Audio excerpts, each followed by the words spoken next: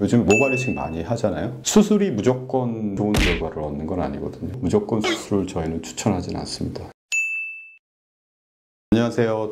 DNA 피부과 원장 전병환입니다. 오늘은 유전성 남성형 탈모증 그리고 유전성 여성형 탈모에 대해서 좀 말씀을 드려볼게요. 60% 정도는 유전적 경향, 부모님이나 격세 유전이라고 해서 할아버지, 할머니, 친가뿐만이 아니고 외가 쪽, 모계 쪽에서 오는 유전적 영향이 오히려 더 강하다고 알려져 있는데, 남자분들 남성형 탈모증을 나누는 어떤 기준이 있는데, M자가 넓어지고 종수리 부분 완전히 다 진행하게 되면 완전히 다 머리가 빠지는 형태가 나타나는, 여자분들은 남자처럼 다 빠지진 않지만 가르마 부위가 저렇게 자꾸 이렇게 넓어져서 70, 80 되시는 분들은 보면 아주 많이 진행을 하기도 하지만 남자만큼 이렇게 많이 빠지진 않거든요. 유전적인 원인과 육체적인 스트레스, 정신적인 스트레스가 이런 탈모 진행 속도를 결정짓는 가장 중요한 원인이라고 할 수가 있습니다. 이런 탈모증의 치료 방법은 크게 보면 모발 이식을 하는 방법, 약물 치료를 하는 방법, 세 번째는 요즘 모낭주의 주사, 헤어셀 아니면 헤어진이라는 자기장 치료를 하는 방법.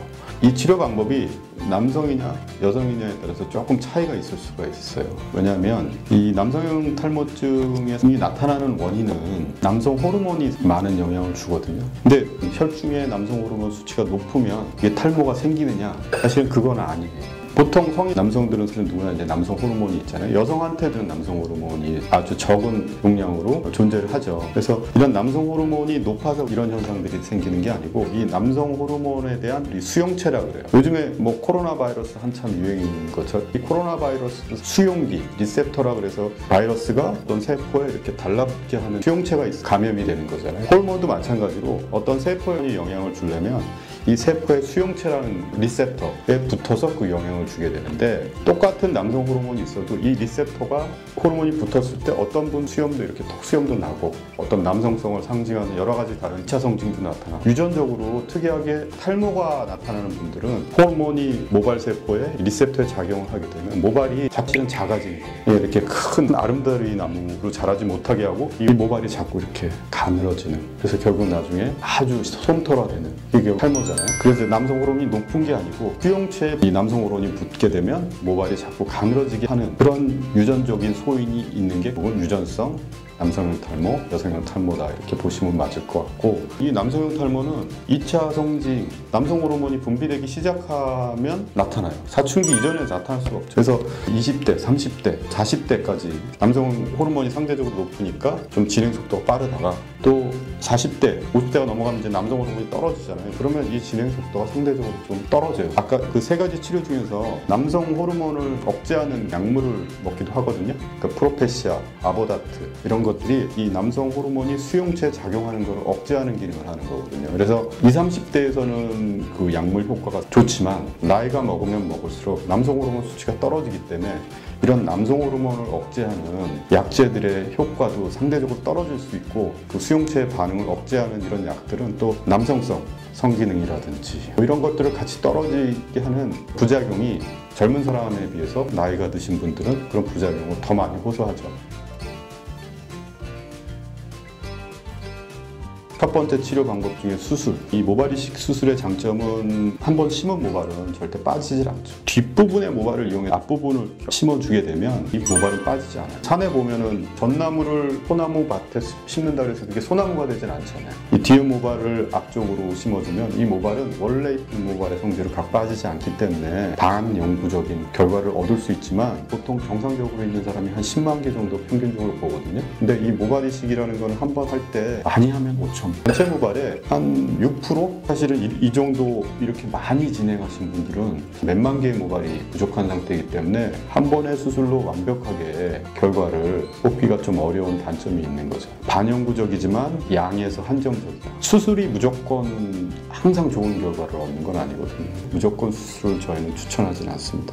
그러니까 어느 경우에는 약물 치료가 더 도움이 될 수도 있고, 어떤 경우에는 수술이 도움이 될 수도 있고, 아니면 이거 복합적으로 했을 때 더 좋은 결과를 얻을 수도 있고 하기 때문에 가장 효과적인 결과를 얻을 수 있는 방법을 찾아드리는 쪽으로 노력을 하고 있고요. 치료는 남성이 할 수 있는 약물 치료와 여성이 할 수 있는 약물 치료는 좀 틀리죠. 왜냐하면 남자분들은 남성 호르몬에 관련된 치료를 좀 많이 할 수 있고, 여성분들도 이제 폐경기가 지나면 그런 남성 호르몬을 억제할 수 있는 프로페시아, 아보다트 쓸 수는 있지만, 특히 가임기에 있다든지 그런 분들한테는 쓸 수가 없으니까, 그래서 남성분들의 약물 치료는 이 남성 호르몬을 억제하는 약, 프로페시아, 아보다트, 아까도 말씀드렸지 그런 수용체에서 남성 호르몬이 달라붙는 것을 억제하는 역할을 하거든요. 그 외에도 마이녹실이라고 해서, 원래는 이 약이 고혈압 치료제로 개발된 약이에요. 근데 이 약을 먹다 보니까 모발이 굵어지고 암호증, 털이 막 굵어지는 현상들이 생겨서 이걸 치료제로도 쓰거든요. 그래서 마이녹실 바르는 약으로도 쓸 수가 있고, 먹는 약을 주기도 해요. 이런 프로페시아나 아보다트하고 같이 쓰기도 하고, 알닥톤 이런 그 이뇨제 성분들은 약간 발모를 촉진시켜줄 수 있는 그런 성분이 있어서 이런 약제들을 쓰기도 합니다. 근데 이런 약제들은 이뇨제 성분이 있기 때문에 여러 가지 혈중에서 이온 레벨이라든지 미네랄 레벨이라든지 이런 것들을 좀 체크를 하면서 써야 되는 약으로 알려져 있거든요.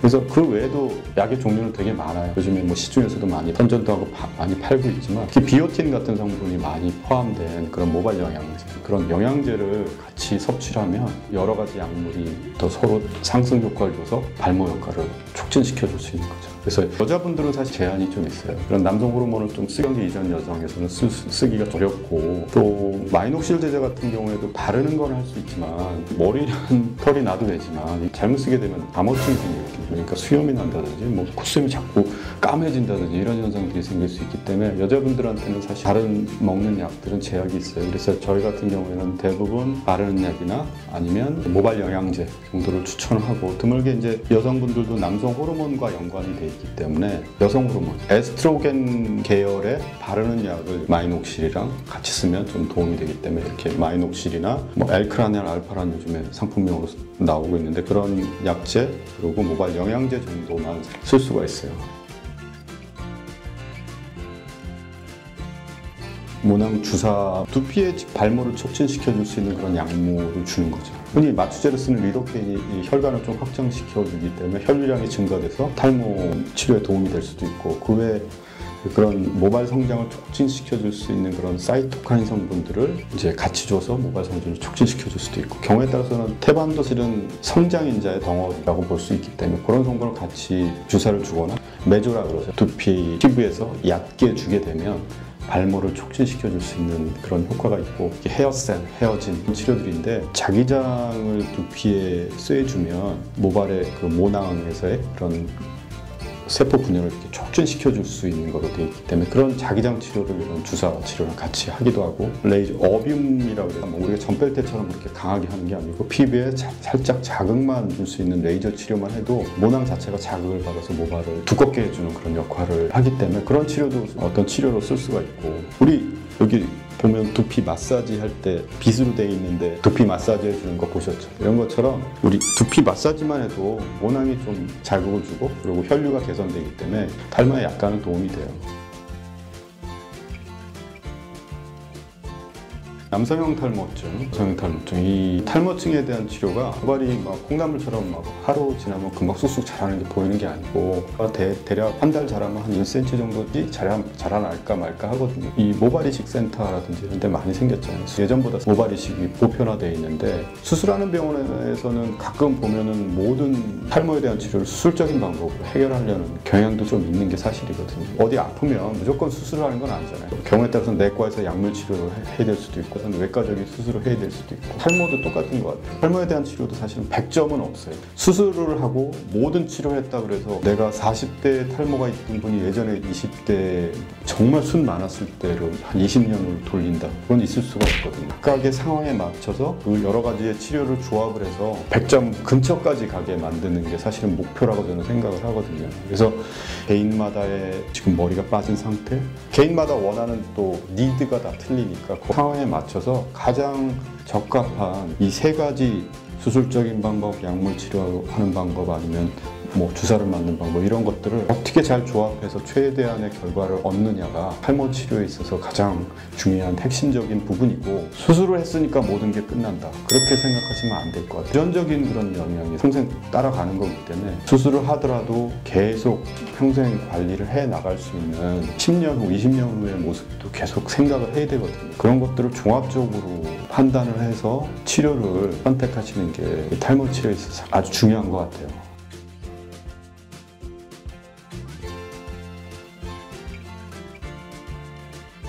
오늘 내용이 즐겁고 도움이 되셨다면 좋아요와 구독을 부탁드리겠습니다. 감사합니다.